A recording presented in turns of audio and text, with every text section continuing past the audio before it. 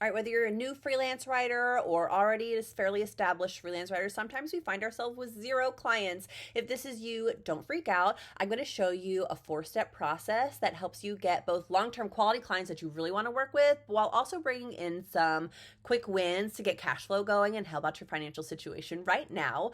And I really feel confident that if you stick with it and like follow these steps, rinse and repeat, then you'll really build a sustainable freelance business that starts bringing in leads without you having to do work over and over again. And that's ultimately the dream and the way to avoid burnout as a freelancer. So the first thing I want you to do is to reach out to existing clients or clients that you've already worked with in the past. This is low hanging fruit. They're warm leads. You're set up in their payment systems. They've worked with you. They know the quality of your work. And just because they haven't reached out to you recently doesn't mean they don't have projects to get done. They might just not have been prioritizing their content. And if you give them that little nudge, they're like, oh yeah, so-and-so can like take this and run with it and like can really help get this going. Keep it casual. You can just send out a really quick email, but hey, I'm working on my calendar for this month. I've got some room, wanted to see if you need any work or have any referrals in your network of people who need a writer. I make this really easy on myself by using a monthly project tracker. So each month I have a Google Sheets document where I keep all of my projects so I remember who my clients are and can easily access in the previous 3 to 6 months who I haven't heard from recently and follow up with them. I have this listed in my online shop for just a couple dollars, or you can just easily like make it yourself in Google Doc. I like to track other things like income, deadlines, invoice tracking, and all that good stuff, which is included as well. But it's really easy just to create your own and just make sure that you have all that information available so that when you have a lull in your client list, you have like this really quick, easy Rolodex of clients that you've worked with in the past that may need some extra help. All right, so the next step of quickly growing your current client base is to hit up any freelance writing gig platforms where you already have a presence, ideally, or quickly put together a profile if you haven't dabbled in these much yet. These are places like Upwork and Fiverr, and these platforms are good places to find clients that need a quick turnaround on projects. So this is how you're going to quickly get cash flow in the door. They might not be the highest paying projects, but you're not going to have a huge onboarding process. They've already got payments set up within the platform system, and so you're just going to get the ball rolling. So there are 2 really key benefits to this. The first is that you're just going to get started and get paid faster. It's money in the bank, and it's just like a super fast, easy win. Secondly, you're going to build momentum and confidence in yourself. Like sometimes it can be frustrating. We take a lot of hits as freelance writers. We're always getting feedback or rejections. It's just par for the course. And so if you can give yourself that little confident boost and like complete a project successfully, it's just going to make you feel even better moving forward. I would avoid there are a couple traps that you can fall into. So avoid just scrolling when you don't really have the intention of actually applying for any jobs. It does take some digging to find projects that you want to work in, fit your expertise, and like are in some semblance of a decent pay range on these platforms like Upwork and Fiverr. And if you're just laying in bed at night scrolling, but you're not really doing anything to move forward, it's really a waste of time. You're better off just like decompressing and watching Great British Bake Off or whatever. Like instead, sit down at your laptop, establish some time where you're actually going to make some proposals that are well crafted.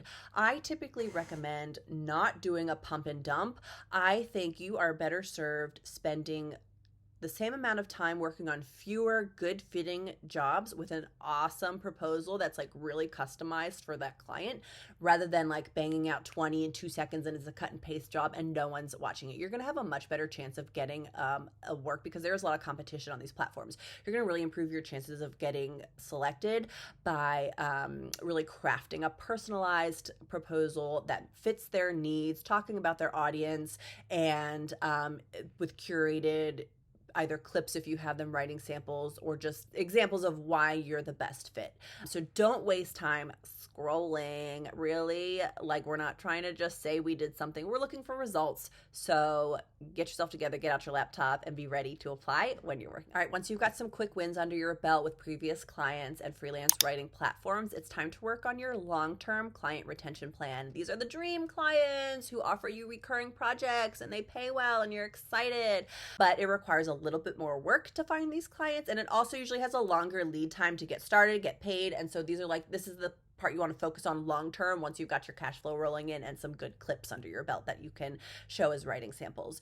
So these higher quality prospecting strategies, there are a couple that you can do. First, you can look on job boards that are more focused on vetting client projects, usually with established brands, digital marketing agencies. There's some sort of threshold that they must meet, or maybe they have to pay to post, unlike Upwork where anybody can post for free and it just sits there.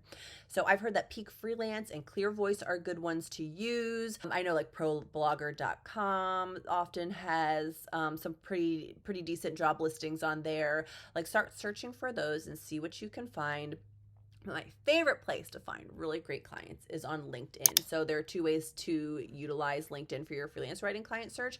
The first is to look at job listings that are posted. They're not vetted, but I think they usually need to pay. So there's like some degree of, veracity and like quality just by the fact that they had to create this profile, and like there's usually an HR person behind it. You're not like finding random people who want a quick project done. But you can also use LinkedIn to actually search posts of people like professionals in the network who are just putting like a social media post out to their professional network looking for freelancers. Another good way to utilize LinkedIn is to connect with editors of publications you'd love to write for.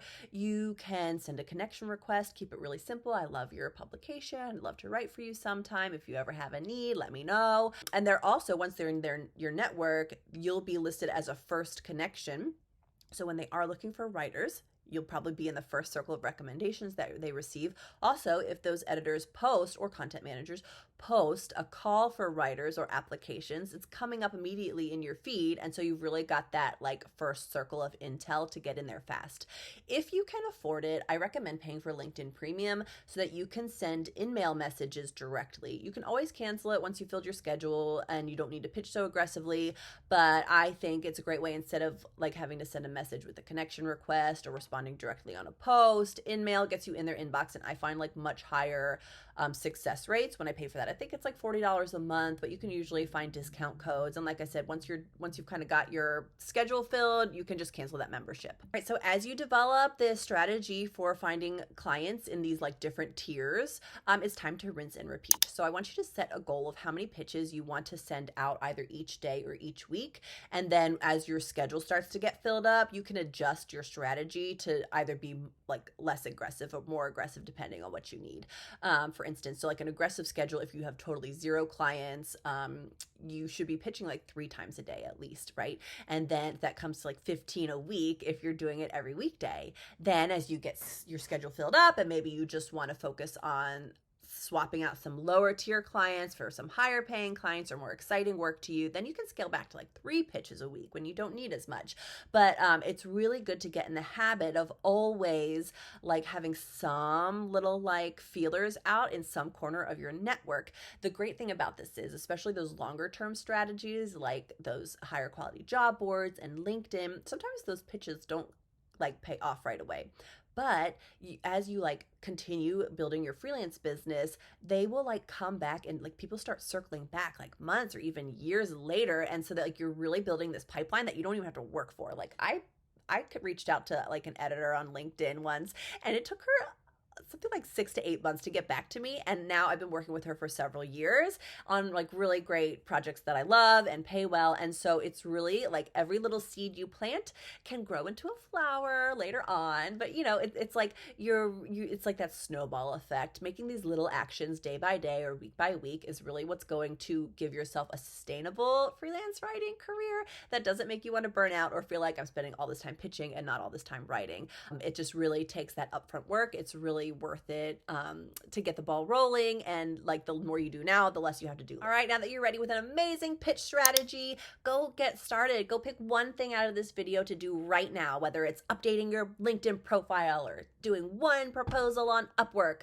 It's those little efforts that really start to pay off. And if you want more in-depth tips on how to level up your freelance business, be sure to subscribe. Thanks, and happy freelance writing.